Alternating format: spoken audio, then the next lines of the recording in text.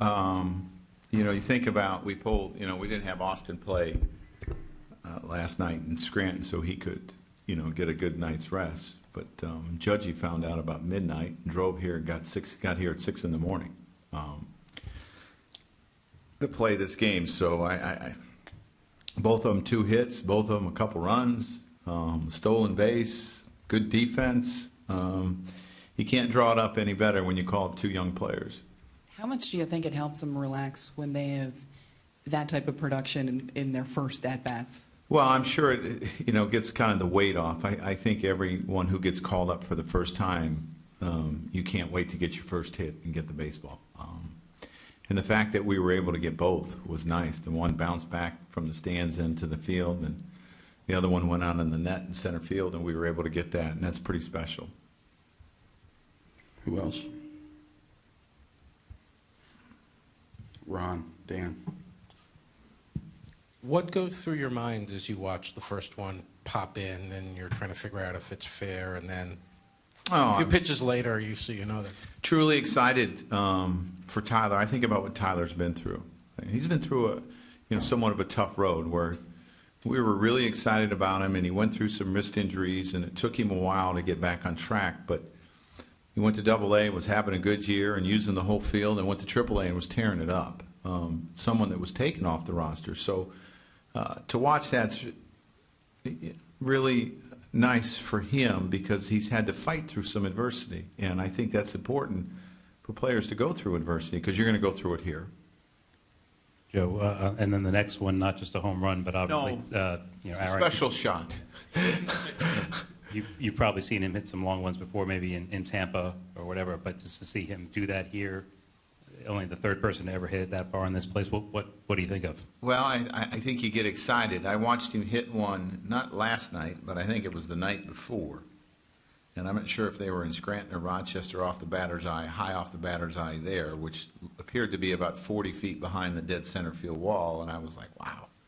And basically, he almost hit the same ball, except that one was a little bit left of center field, and this one was to right. And it gets you excited, but you also look at the athleticism, you know, the play he makes going back, the play he makes going forward, how he stayed on balls today. You know, I think about Tyler's first at bat where he gets down in the count, 2 strikes, and battles and hits a home run. So besides the hit, I thought they were really good at bats, and that's probably more important.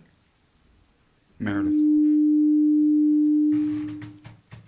Joe, what's that dugout like after Judge hits the home run? Guys are really excited. I mean, really, really excited. And I just, you know, I talked about it early on where there's a group of young players here that are truly excited for each other. And I think everyone kind of fed off of that today. You know, I hear Judgy saying to Tyler, you know, before he goes up to the plate, go do your thing. You know, those sort of things, how they're really, really pulling for each other. And to see that is special. And I think that, you know, these guys are going to be really good players. Brendan. Joe, you saw Judge really struggle in spring training. How is he different? Well, I think he's made adjustments. I think he probably put a lot of pressure on himself. I think there were a ton of people in his ears anxious to help him, to get him here, to help him carry the torch. And I think he tried too hard, which we saw from Gary Sanchez, and we've seen a much different player up here. So I think, you know, he's made some adjustments, some good adjustments, and he's worked very hard with Tommy Wilson down there. They had a plan. They put it together, the organization and Tommy, and they went to work, and he's hitting breaking balls, he's hitting fastballs, he's hitting everything.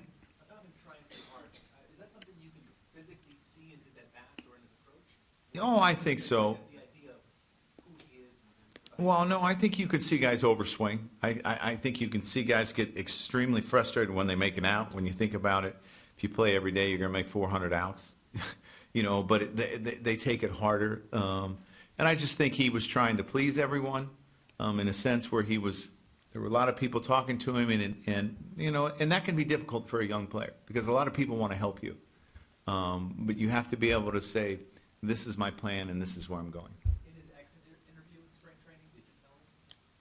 We talked about all that. You know, when you get there, make sure you have your plan and you go to work. And you know, there's not going to be so many people talking to you. Because I think, you know, not only are there a ton of coaches in spring training, but there's also a ton of players that want to help. You know, and that's a good thing. We want that. But sometimes it can get confusing.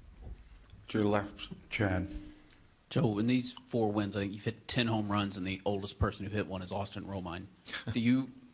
Is the feeling different in there when it is a team driven this much by these young kids? It's not just that they've come here, but these guys have immediately kind of taken off and pushed the team. Yeah, I mean, I talked about it today. We hit 5 home runs today, and the oldest player was 26. And you don't see that very often. But, you know, we've talked about our young players for a couple of years that they were getting closer, and I talked about it around the deadline. There's guys that are come up, we feel, that are going to help us. And you're seeing that. And, of course, it feels different because there's not a huge track record with them, but you get excited when you see them do really good things like they did today. Anyone else? Barry. A couple of things. Back to your statement about the kids pulling for each other. I imagine them growing up and playing with each other in the system is part of that, but I'm also figuring there's an organizational philosophy behind that, too, that you want carried with you up to the major leagues? Well, yeah. I mean, I think it's something that Gary Dembo has instituted down there, and it's about the character of the players that we are drafting, that Damon is looking at, and how we're trying to raise these players. You know, and they have that captain's camp, and all these guys go to that captain's camp, and it's just, I think it shows in the way they handle themselves and conduct themselves. And it seems like an organizational philosophy that now you're just drafting and picking up big players because everyone who comes in here is bigger than the last one. Well, yeah, we were talking about that. We brought up some big boys. You know, Tyler Austin's probably 225, 230 pounds, and he looks tiny next to Aaron Judge. Sanchez is 225 probably too. I mean, that's what you're seeing with a lot of clubs. I mean, these are big kids that are athletic. You know, and that's happening in all sports. It's not just ours.